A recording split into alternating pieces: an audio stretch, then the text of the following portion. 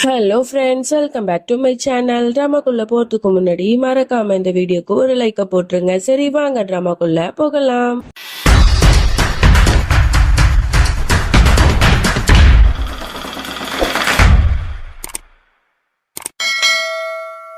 Starting சீன்ல நம்மளோட தியாவை தான் காட்டுறாங்க. அவ புது மருமகங்கிறதுனால சாமிக்கு வந்து ஆரத்தி எடுக்க சொன்னாங்க. அவனும் அழகா எடுத்துட்டு இருக்கும்போது மேல வந்து ஒரு பெரிய லைட் இருக்கு. அது அப்படியே வந்து வேகமா ஆடிட்டு இருக்கு. இவளுக்கு ரொம்பவே பயமா இருக்கு. என்னடா அது இப்படி ஆடுதுங்கிற மாதிரியே அவ பார்த்துட்டு இருக்கா. ஒரு கட்டத்துக்கு அப்புறம் அது மேல விழுற மாதிரி வளர்ந்துருது. உடனே இவ பயந்துட்டு அப்படி கத்திட்டு போய் ஒரு வேலைக்காரி பொண்ணு மேல போய் மோதிடுறா.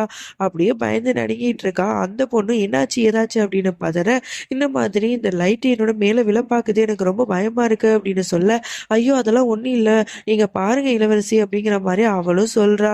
அப்பதான் வந்து பக்கத்துல ரதன் சிங் வந்து சிரிச்சுக்கிட்டே வந்து நிக்கிறான். உடனே இவளுக்கு ஒண்ணுமே புரியல. நீ என்ன சிரிச்சிட்டு இருக்க, நான் எவ்வளவு பயந்து போயிருக்கேன், நீ வந்து உனக்கு நான் பயப்படுறது சிரிப்பா இருக்கா அப்படின்னு கேட்க, அதெல்லாம் ஒண்ணும் இல்ல, இந்த பாரு என்னோட கையில ரிமோட் இருக்கு, இந்த ரிமோட் கண்ட்ரோல்ல வச்சுதான் நான் வந்து அந்த லைட்டை வந்து ஆட வச்சேன், ஆனா நீ வந்து நல்லா பயந்துட்ட அப்படின்னு சொல்லிட்டு சிரிச்சிட்டு இருக்கான். அப்பதான் இவளுக்கு தெரியுது இது எல்லாமே அவனோட பிளான்னு சொல்லிட்டு.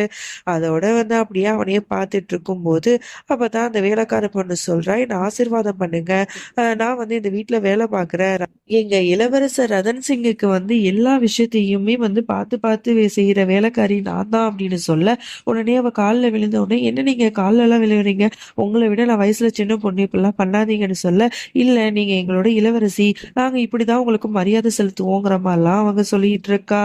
அப்பதான் ரதன் சொல்றான், சரி வாதியா, என் கூட வா, உன்கிட்ட ஒரு முக்கியமான விஷயம் பேசணும் அப்படின்னு சொல்லிட்டு ரூமுக்கு அழைச்சிட்டு போறான்.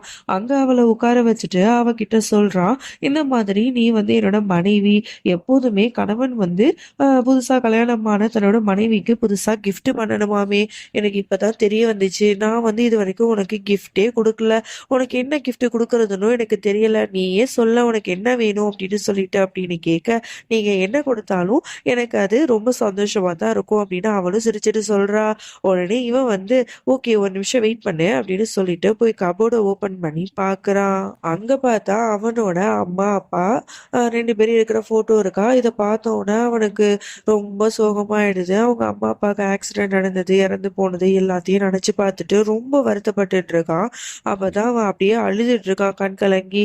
உடனே வந்து இவன் அலற சத்தத்தை கேட்டுட்டு தியா பதறி அடிச்சுட்டு போய் கேக்குறா, ரதன் என்னாச்சு, நீ அலறியா, எதுக்கு அலற, என்னாச்சு அப்படின்னு கேட்க, இல்ல என்னோட அப்பா அம்மா மேல நான் ரொம்ப பாசமா இருந்தேன், அவங்க என் கூட எப்பவுமே இருப்பாங்கன்னு நான் நினைச்சேன், ஆனா அவங்க என்னை பாதிலேயே விட்டுட்டு போயிட்டாங்க, நான் உன்னை வந்து ரொம்பவே லவ் பண்றேன், ரொம்ப காதலிக்கிறேன், நீ என்னை விட்டு போக மாட்டல அவங்கள மாதிரி, என் கூட நீ கடைசி வரைக்கும் இருப்பியாதியா அப்படிங்கிற மாதிரி பாவமா கேக்குறான்.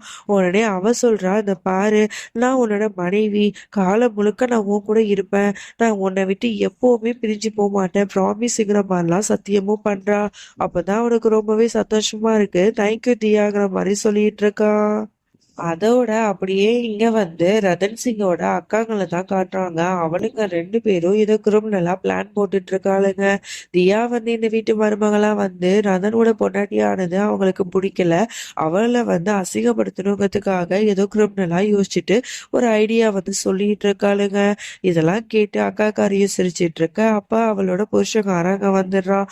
ஆமா ரெண்டு பேரும் என்ன பேசிட்டு இருக்கீங்க அப்படிங்கிற மாதிரி கேட்க, அப்ப அக்காக்காரி சொல்ல வரா. உடனே வந்து தங்கச்சிக்காரி வந்து கண்ணை காட்டுறா, அக்கா சொல்லாத அப்படின்னு சொல்லிட்டு.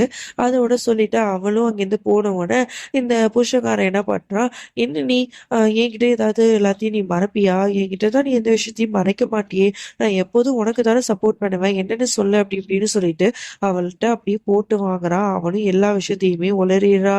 ஓ இதான் பிளானாங்கிற மாதிரி அவனும் வந்து பார்த்து சிரிச்சிட்டு இருக்கான். அதோட நம்மளோட தியாவை வந்து எல்லாருக்கும் அறிமுகப்படுத்துறதுக்காக அழைச்சிட்டு போயிட்டு இருக்காங்க. அப்ப அவ முக்காடு போட்டுட்டு தான் போயிட்டு இருக்கா. அப்ப கரெக்டா அந்த இடத்துக்கு ரதன் சிங் வந்துடுறான். ஒரு நிமிஷம் நில்லு தியா, நான் வந்து உன்னோட முகத்தை பார்க்கணும் அப்படிங்கிற மாதிரி சொல்ல, அப்ப வேலைக்காரி பொண்ணு சொல்றா, இல்ல நீங்க வந்து அப்படி சொல்லக்கூடாது, இல்ல இளவரசரி, நீங்க வந்து உங்களோட மனைவியோட முகத்தை பார்க்க கூடாது, இந்த சடங்கு வந்து எல்லாமே முடிஞ்சதுக்கு அப்புறமா தான் நீங்க பார்க்கணும், இதுதான் நம்மளோட சாஸ்திர சம்பிரதாயம் அப்படிங்கிற மாதிரிலாம் சொல்ல, அதெல்லாம் முடியாது, நான் இப்பவே பார்த்தாகணும் அப்படின்னு சொல்லிட்டு பிடிவாதம் பிடிக்கிறான். அப்பதான் வந்து தியாவும் வந்து அந்த வேலைக்காரிட்ட வந்து கையை காட்டிட்டு இந்த மாதிரி அவளோட முகத்தை வந்து முக்காடை எடுத்துட்டு காட்டுறா. எப்படி இருக்கு அப்படின்னு சொல்லிட்டு சிரிச்சுட்டே பேசுறா. அப்பதான் அவன் சொல்றான், பார்க்கறதுக்கு அப்படியே தேவதை மாதிரி ரொம்ப அழகா இருக்க. நீ இந்த மாரி மட்டும் அங்க போனேன்னா, கண்டிப்பா என்னோட அத்தைக்கு உன்ன ரொம்ப பிடிக்க ஆரம்பிச்சுரும். என்கிட்ட வந்து பழைய மாரி பேச ஆரம்பிச்சுருவாங்க அப்படின்னு சொல்றான். அதுக்கப்புறம் வந்து டக்குன்னு என்ன நெனச்சான்னு தெர்ல. "ஒரு நிமிஷம் கீழ குனி" அப்படின்னு சொல்ல, இவளும் ஏன்னு கேட்க, "ஃபர்ஸ்ட்டு கீழ குனி" அப்படின்னு சொன்ன உடனே அவளும் கீழ குனிஞ்சு உட்கார்றா.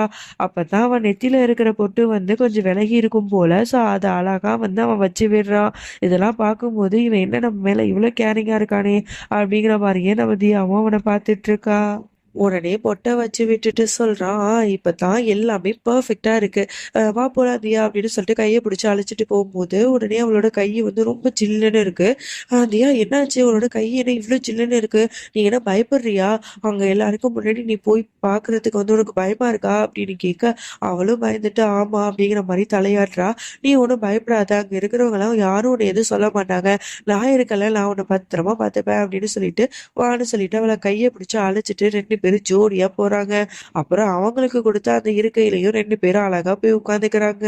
அதோட அத்தைக்காரி வந்து நம்ம தியாக்காக நெறைய நகைகள குடுத்து, அவளுக்கு குங்குமத்த வச்சு சடங்க வந்து ஸ்டார்ட் பண்றாங்க. இதே மாரி ஒருத்தரும் தங்கள வந்து அறிமுகப்படுத்திக்கிட்டு நெறைய நகைகள குடுத்துட்டு போறாங்க. அப்பதான் அங்க ஒரு டான்ஸ் பெர்ஃபார்மன்ஸ் வருது. அதுல வந்து நம்ம ரதன் சிங்கோட 2 அக்காங்களும் தான் வந்து டான்ஸ் ஆடுறாளுங்க. ஒருத்தி வந்து ரதன் மாரி அழகா ட்ரெஸ்ஸ போட்டுட்டு டான்ஸ் ஆடுறா. இன்னொருத்தி வந்து நம்ம ரியா மாரியே ட்ரெஸ் போட்டிருக்கா. ஸோ 2 பேரும் வந்து ஒண்ணா டான்ஸ் பண்றாங்க. அதுல அவங்க 2 பேரும் பாடுற பாட்டு வரிகள் வந்து ரொம்ப மோசமான வரிகளா இருக்கு. இவள ரொம்பவே குத்தி காட்டுற மாரி இருக்கு. இந்த மாதிரி 18 வயசு பொண்ணு வெறும் 10 வயசு சின்ன பையன கல்யாணம் பண்ணிக்கிட்டா. அவள விட ரொம்ப சின்ன பையன போய் கல்யாணம் பண்ணிக்கிட்டா. அப்படிங்கிற மாரியே இந்த பாட்டோட வரிகள் இருக்கு. இதெல்லாம் வந்து அ கேட்க அவளுக்கு ரொம்ப கஷ்டமா இருக்கு. ஏன் எல்லாருக்கும் முன்னாடி நம்மள அவமானப்படுத்துறாங்களே! நம்மளோட சிச்சுவேஷன்னால தானே நம்ம இவன கல்யாணம் பண்ணிக்கிட்டோம். நம்ம வேணும்னே பண்ண மாரி இப்படி பண்றாங்களே! அப்படின்னு சொல்லிட்டு ரொம்ப வருத்தப்படுறா. இன்னமும் வந்து அவங்க 2 பேரும் அவங்கள இமிட்டேட் பண்ணி டான்ஸ்லாம் வந்து ஆடி காட்டுறாங்க. அதெல்லாம் பார்க்க இவளுக்கு ரொம்ப கஷ்டமா இருக்கு. அப்படியே கண் கலங்கி அழுதுட்டே இருக்கா. அப்படியே இங்க வந்து தியாவோட அப்பாவ தான் காட்டுறாங்க. அவரு வேகமா வந்து கிளம்பிட்டு இருக்காரு. தியா வந்து இன்னைக்கு வந்து ஒரு ஃபங்ஷன்ல இருக்கா. நம்ம அங்க போணும் அப்படின்னு சொல்லிட்டு கிளம்பிட்டு இருக்கும்போது, அப்ப அங்க வந்து அந்த மீசக்காரன் வந்துடுறான். உடனே வந்து, "ஆமா நீங்க எங்க கிளம்புறீங்க?" அப்படின்னு கேட்க, "இல்ல தியாவ வந்து பார்க்க தான் போறேன்" அப்படின்னு சொல்ல, "அதெல்லாம் நீங்க போ வேணாம். அது பொம்பளைங்க ஃபங்ஷன். அத வந்து எல்லாரும் பார்த்துப்பாங்க. உங்க பொண்ணு சேஃப்டியா தான் இருப்பா. நீங்க ஒண்ணும் பயப்பட வேண்டிய அவசியம் இல்ல. அது மட்டும் இல்ல, நேத்து வந்து உன்ன நான் ரொம்ப அதிகமா வந்து திட்டி பேசிட்டேன்ல. மனசு கேட்கல. அதனால தான் வந்து உனக்கு ஒரு சூப்பரான விருந்து வைக்கலாம் அப்படின்னு சொல்லிட்டு இங்க கூட்டிட்டு வந்துட்டேன். எங்க அரண்மனையில இருக்கிற ஸ்பெஷலான ஐட்டம் எல்லாத்தையும் நான் வர சொல்லியிருக்கேன். அது எல்லாத்தையும் சாப்பிட்டு பாருங்க அப்படின்னு சொல்லிட்டு வேணும்னே வந்து தியாவோட அப்பா அங்க போகக்கூடாதுங்கிறதுக்காக தான் இந்த மாதிரிலாம் வந்து இந்த ஆள் பேசிக்கிட்டே இருக்கான். பட் இவருக்கு என்ன சொல்றதுன்னே தெரியல. சாப்பிட்டு முடிச்சுட்டு மணிய பார்த்துட்டே இருக்காது. ரொம்ப நேரமாகுது. எப்படியாவது அவள பார்க்க போகணுமே அப்படின்னு சொல்லிட்டு உடனே வந்து சாப்பிட்டு முடிச்சுட்டு கிளம்ப போறாரு. உடனே அந்த மீசக்காரன் விடவே மாட்றான். நீங்க வந்து அத சாப்பிடுங்க, இத சாப்பிடுங்க அப்படி இப்படின்னு சொல்லிட்டு அவனுக்கு பேச்ச குடுத்துட்டு ரொம்ப வந்து இது பண்ணிட்டே இருக்கான். அதனாலேயே அவரால தியா இருக்கிற இடத்துக்கு போக முடியாம போயிடுது. இங்க தியா ரொம்பவே அழுதுட்டு இருக்காளா, அவளுக்கு ரொம்ப கஷ்டமா இருக்கு. அதோட இந்த பாட்ட நம்ம முடிச்சுக்கலாம். இதுக்கப்புறம் என்ன நடந்துச்சு அப்படின்னு சொல்லிட்டு நம்ம நாளைக்கு பார்க்கலாம். அதுவரைக்கும் என்னோட காத்திருங்கள். பாய்.